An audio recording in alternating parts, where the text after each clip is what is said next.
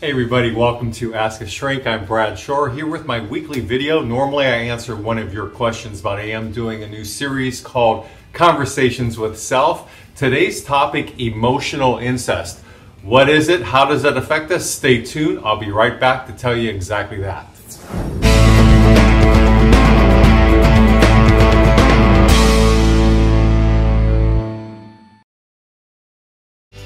So let's talk about emotional incest, right? You know, it's kind of a strange word, kind of an icky word. I think anytime we hear the word incest, we're like, blah, blah, blah, and we should kind of be, because it's actually very unhealthy and it's not going to help us develop and grow in any sort of way that's going to be beneficial to us in our life. Because it's all about thwarting our development, about smothering to some degree, about boundaries coming down in some unhealthy way. And so there's nothing good to be said about incest, physically, or in this case, I'm going to talk about emotional incest.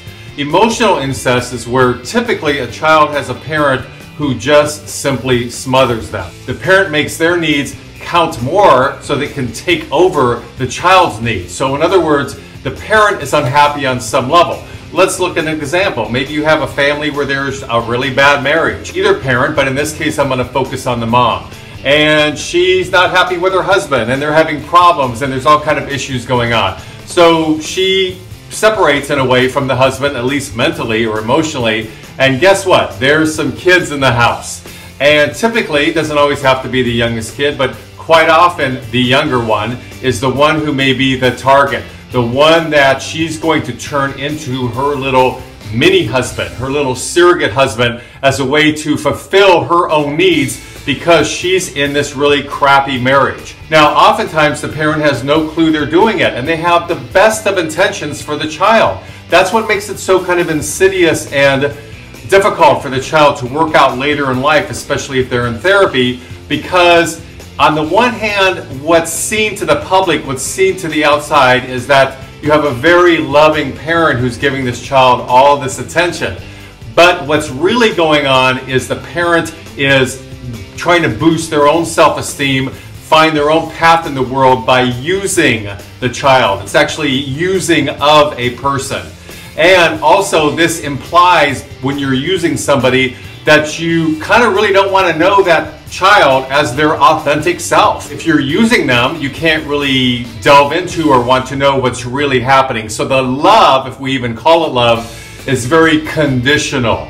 It's based on, here child, you do what I say and act how I want you to act and listen to me while I tell you all my adult problems and be there for me, but I really don't want to know too much about you, and if I do know something about you, I want it to be stuff I like. And the child picks this up in sometimes subtle and not so subtle ways. So it could be a glance or a look, or verbally the parent saying, shut up, I don't want to hear about it. Whatever it is, the child learns the messages, gets the messages that they cannot be who they are. They cannot be authentic. This is the formation of emotional incest, because now the parent is taking over the child for their own needs, for their own self-satisfaction in a way. And by the way, nothing sexual has to go on with this at all. I'm purely talking emotional incest. So it doesn't have to necessarily be a personality disorder, a diagnosable personality disorder of a parent who does this, although that is pretty common that it does happen that way. And usually it's a narcissistic personality disorder is what we find in terms of the parent being the narcissist who's taking over the child. So it can arrest the child's development in so many ways that it's kind of hard to name here right now for you, but I'm going to give you a few. I mean, one is just the child's identity development. You know, the stages we go through to grow up, where we begin to know ourselves and be comfortable in our own skin and find our own way in the world and kind of learn what boundaries are with our parents and that they're there for us and they love us, but they're also going to discipline us, and sometimes maybe there's conflict, and then the conflict is resolved, and then kiss, kiss, hug, hug, everything's okay, and that's how we learn what healthy relationships are all about. With a smothering mother with emotional incest or a smothering father, you're not going to find any of that. The child's development is going to be thwarted because none of that is really going to happen. So the child doesn't really understand what boundaries are. They feel taken over. They really probably can't even name it, what's going on. They may not feel comfortable sharing their own feelings now, definitely not at home because nobody's really listening to them, in this case the mother, not at all. And then that transfers into going to school. They're afraid to share their feelings there or with their friends. So now you have a child who's kind of keeping everything in and finding a way to hide. It's almost like you want to be invisible because you're not familiar with, nor do you know how to share, or that it's even important to share your feelings or to learn about yourself or get to know yourself. So now another problem is we have a over-attachment to the mother. So even though the child would like maybe subconsciously to get away, they really can't, because in essence they're a little child growing up around all this energy.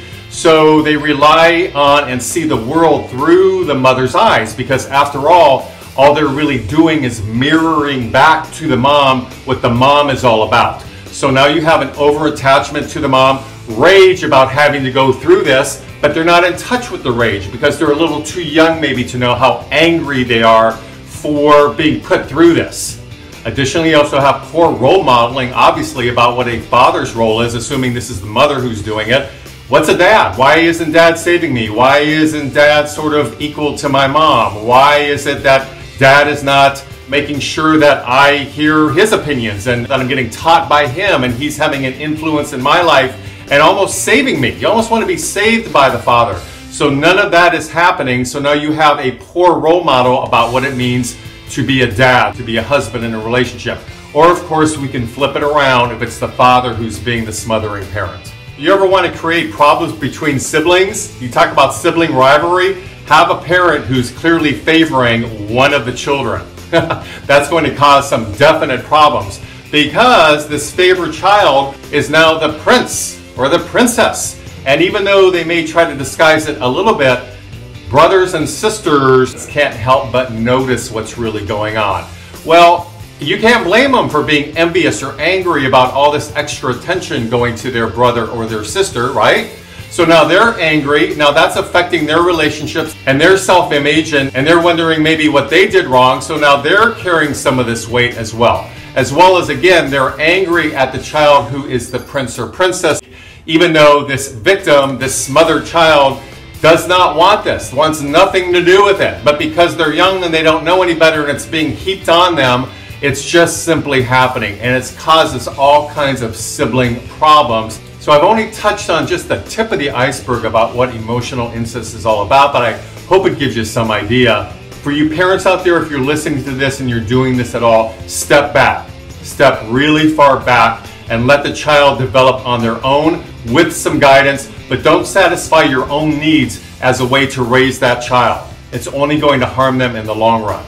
If you're a child growing up and you're noticing this, maybe you're getting to your teenage years where you're finding more of a voice, definitely in your 20s for sure, hopefully, then you know what? It's time to check your parent. It's time to let them know what's going on, that you're not going to tolerate it anymore, that you're an equal, and that you don't want these unhealthy boundaries kind of infiltrating all aspects of your relationship. So you put your foot down and you demand what you need to be healthy. And if the parent can't go along with it, oh well. If the parent gets pissed off, oh well. You need to take care of yourself because you need to stop the damage. And that may make the parent angry, you know, for sure. When someone's called out on something, they can really get upset and they may not want to deal with their own issues, which has caused them to be in this position in the first place that would even allow them to begin the process of taking over, emotionally smothering one of their own children.